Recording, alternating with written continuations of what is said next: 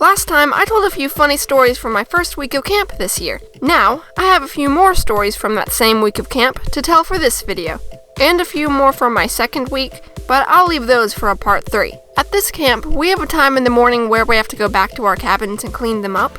Then later in the day, the inspectors check them out and do a report. They give you a point for everything they find wrong, so the cabin with the least amount of points wins and gets to go first in the food line. Now, I'm a fairly neat person. Unfortunately for me, I'm stuck in the oldest girl cabin now, Hilltop, and it is the messiest cabin you could ever imagine. We have multiple rooms with like 18 bunks each, so as you've probably guessed, we have a lot of girls. And I'm pretty sure that 9 out of 10 of those girls are slobs. Hilltop has a notorious reputation for racking up the points during cabin inspection. I'm pretty sure one time we got like 27 to 30 points at the least. And none of this is my fault, FYI, because I do a very good job at keeping my stuff together. This year though, Hilltop was given the official name, the Slop Hole. I'm surprised it wasn't given that name sooner. I remember last year, the cabin my boyfriend was in hadn't really done that well on cabin inspections. So on the last day, they took all the mattresses out of the beds and made a mattress fort with them inside the cabin.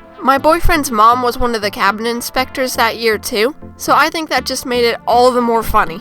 Also last year, my boyfriend, whose official video nickname is now Wolfie, apparently stayed up late almost, if not every, night that week, so he would always struggle to stay awake during the lessons. I would catch him drifting off sometimes and have to nudge him really hard with my elbow just to keep him from falling asleep. There was this one day, this was also last year actually, that Wolfie and his cabin mates had stayed up late playing cards, and they made it where the losers had to do a dare that was assigned to them. I can't remember all the ones that Wolfie had mentioned, but I do remember there was this one guy who wasn't allowed to sit with or talk to his girlfriend for a little while. And I think a bit of other stuff happened that, in my opinion, got that guy in a little bit of trouble. Thankfully, Wolfie's dare was just to talk to a tree for 5 minutes. There was this one day at camp this year where I spent some of my free time filling this small plastic jar I had brought with dirt. Yep, dirt from the campgrounds. I was planning to send this jar of dirt to someone I know who wasn't able to make it to camp this year. Anyway, so I'm walking around the campgrounds with this plastic spoon and my jar of dirt, with Shrug and,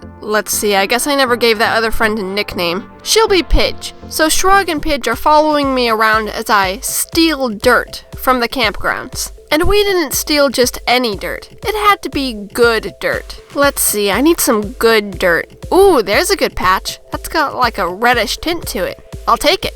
Yeah, that's some good dirt. Oh yeah.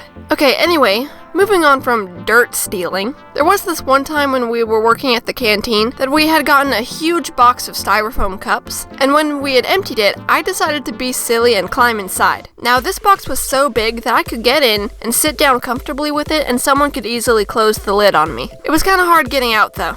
Another thing we have at the canteen, sorry, I should have mentioned this last video, but I only thought of it like mid-recording this one. Anyway, at the canteen, there's this special drink that we have called Suicide. It's where we take all the drinks that we have up there on the machine, and we mix them together into one drink. We've had to start calling it Mix-Up though, because they don't want the little kids coming up to the canteen and saying, "I want suicide! I want suicide!" Yeah, so now it's Mix-Up. In my heart though, it will always be Suicide. There was this one year when we had run out of the big cups at canteen, so we had to use these little ones for the rest of the week. I'm pretty sure that every skit that week ended up making fun of that. So about once or twice every camp week, we have the opportunity to go down to the creek, and you can either go fishing or canoeing. They normally split it up into older camper creek time and then younger camper creek time. This year, however, for whatever reason, they swapped which group would be going first. They made this announcement during lunch, but I couldn't hear it because I and the other K girls were working in the kitchen, and it's kinda loud in there. So I walked all the way down to the creek after lunch,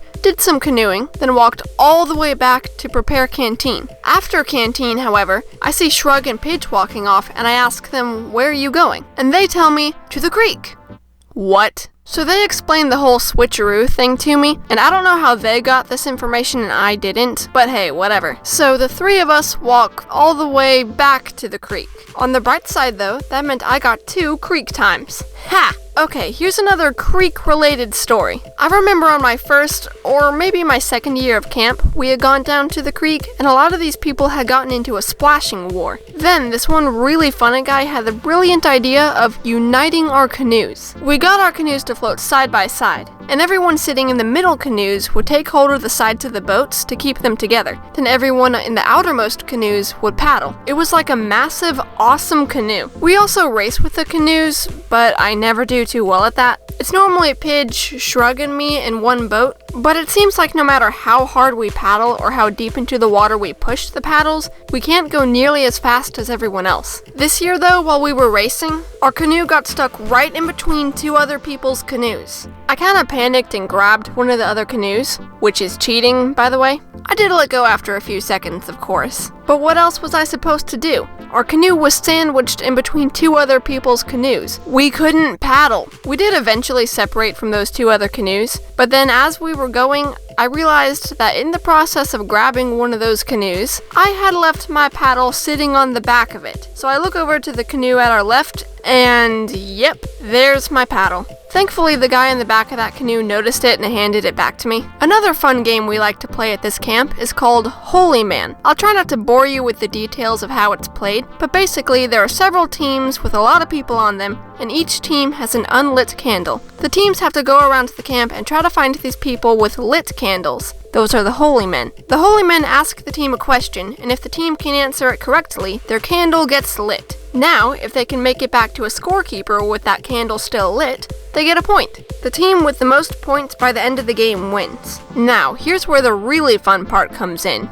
The Unholy Men. Their job is to try to squirt out the team's candles with water guns. It used to be where a few of the counselors would be the Unholy Men, but now they let the K-Girls do it. It is so much fun. We get to wear black and hide in the shadows. This game is played at night if you haven't guessed already, and squirt people with water guns. We did such a good job this year too. I can't remember exactly how many candles we shot out, but I remember hearing the number 7 when we were only a little ways into the game, and I know for a fact that we shot out more beyond 7. Of course, the camp directors did tell us to go easy on them sometimes, because, you know, the teams need to have fun and get some points and all that. Besides, the Unholy Men aren't really there to win or lose. We're just an obstacle. It's kinda hard to go easy on them sometimes though, because we tend to get a little bit overzealous. At one point I had separated from Shrug and Pidge to guard this different area, and I was waiting for this team to come down with their newly lit candle. As they were approaching, the side of the candle closest to me was completely unprotected. So I jump out from my hiding spot and shoot out the candle with just a couple of squirts. And I was intending to go easy on them too.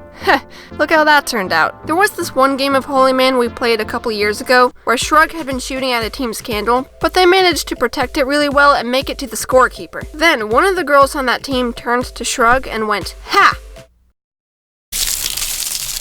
Shrug emptied the entire water gun into that girl's face.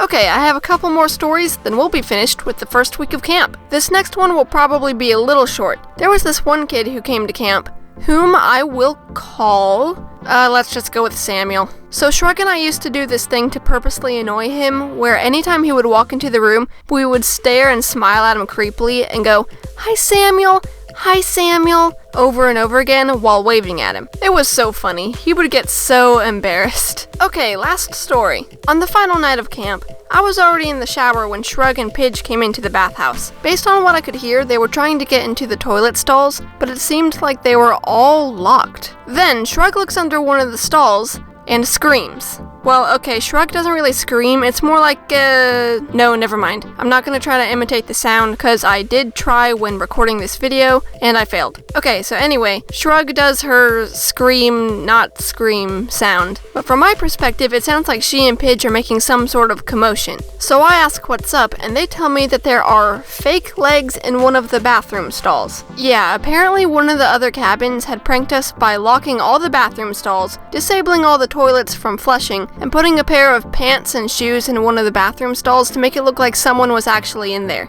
It was really funny. And you know, I don't think we ever found out which cabin it was who pranked us. Huh.